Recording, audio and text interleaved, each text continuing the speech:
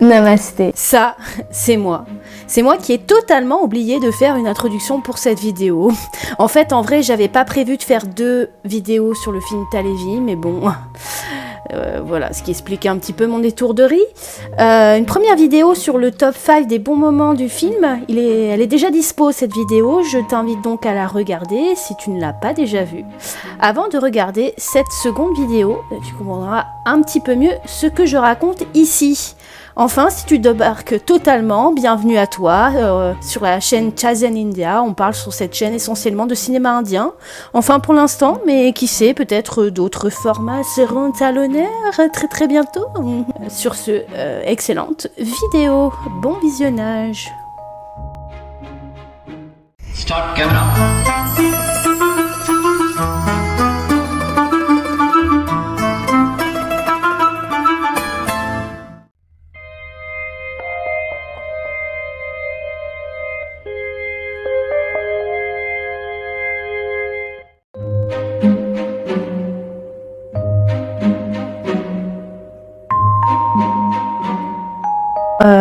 Alors, la performance de Kangana, qui, alors moi je n'ai pas vu, je ne suis pas assez spécialiste de Jaya, j'ai vu quelques extraits, mais voilà. Mais c'est vrai qu'en termes d'expressivité, du regard, au niveau de son jeu, j'avais un peu l'impression de revoir certaines mimiques qu'elle a déjà pu faire, par exemple dans le film Queen.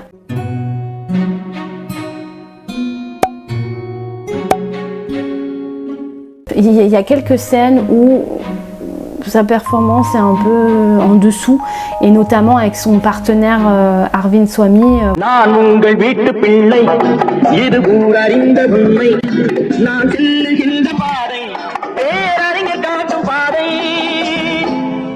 Il est ouf. J'apprécie beaucoup plus Arvind Swamy en hindi que en tamoul. Il prend plus de temps à parler, il est beaucoup plus lent. Alors qu'en tamoul, je sais, il est un peu plus speed. Je sais pas, il est... Oh, sa voix en hindi, elle est trop bien.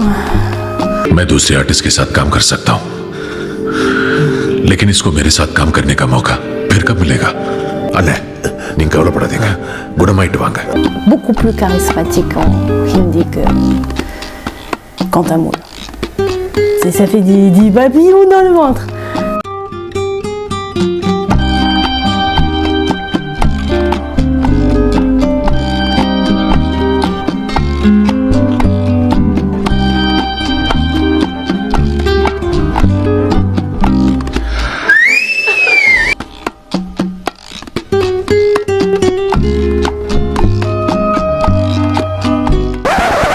Voilà, je trouve qu'il y a une différence un peu en termes de performance entre les deux, et beaucoup de critiques en fait n'ont pas apprécié la performance de Kangana, sachant que voilà, encore une fois, Jaya aussi est une figure mythique de l'époque, et que voilà, elle n'a pas réussi à sortir, à s'extraire en fait de son personnage Kangana, qui a déjà un caractère assez trempé, etc.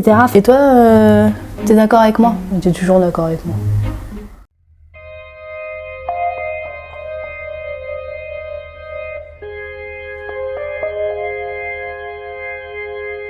Kangana, qui est l'interprète de Jaya dans le film, elle avait évoqué le fait que Talevi, en fait, ce serait 2 films.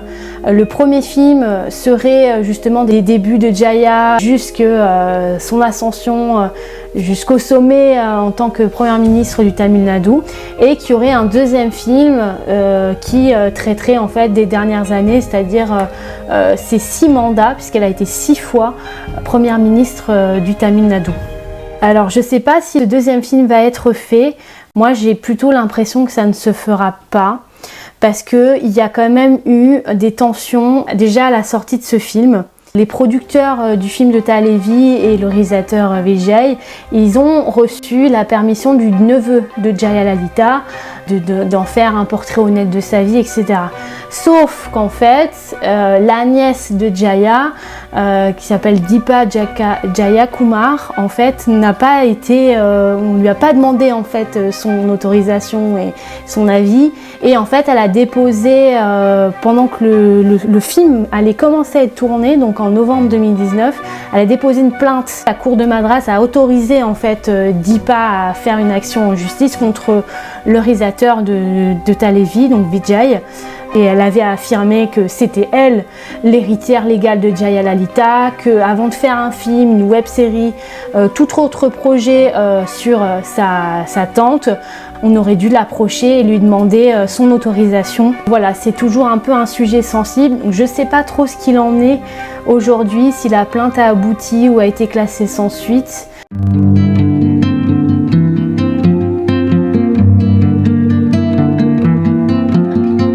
On a l'impression que voilà, les personnages ont assez peu de défauts en tant que tels, qu'ils triomphent toujours de l'adversité, et c'est vrai que Jaya, une femme forte, irréprochable sur tous les aspects, et en fait c'est pas du tout, c'est pas du tout, il y a beaucoup de choses qui font qu'elle n'a pas été franchement irréprochable pendant ses différents mandats, et c'est pas des petites affaires. Évidemment, moi je me fais piéger par la vision assez édulcorée en fait de ce biopic. Par là, ça glinglin, ça ressemble à un piège. Par exemple, elle a organisé un mariage somptueux pour son fils adoptif.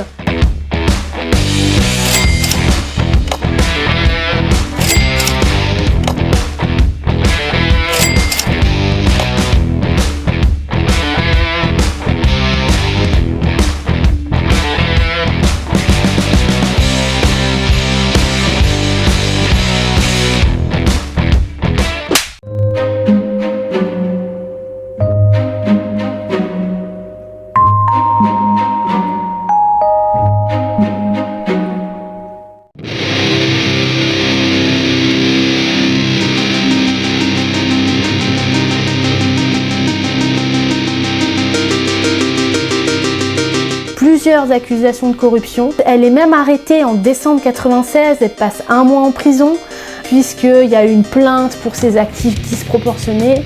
750 paires de chaussures, 91 montres de marque et 19 voitures, des milliers de saris.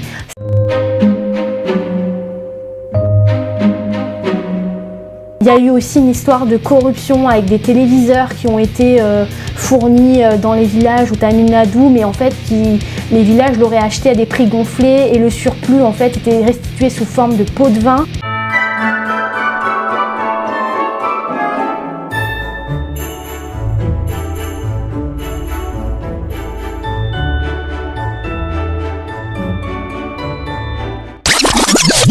Amma, donc Jaya, revient au pouvoir en 2001 et en plus elle avait l'interdiction de participer aux élections parce qu'elle avait été condamnée à 5 ans de prison pour avoir détourné des biens. Elle a fait appel mais l'affaire n'était pas résolue et malgré cette situation, son parti était toujours aussi populaire et en fait ça remporte la majorité. Elle est à nouveau nommée ministre en chef du Tamil Nadu en mai 2001, mais je crois que la Cour suprême indienne, je crois, est intervenue et l'a destituée, mais elle revient quand même ministre en chef en mars 2002. Traversée du désert, 10 ans plus tard, elle revient au pouvoir en 2011.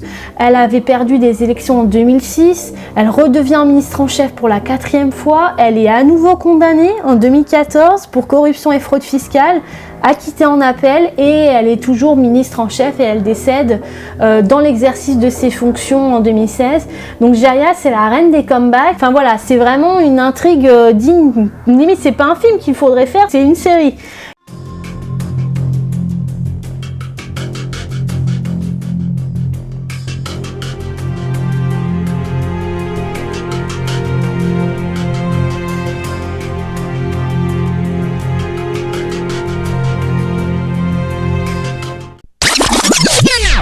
Merci beaucoup d'avoir regardé cette vidéo, j'espère qu'elle t'a plu. N'hésite pas à t'abonner, à lâcher un pouce ou faire un commentaire.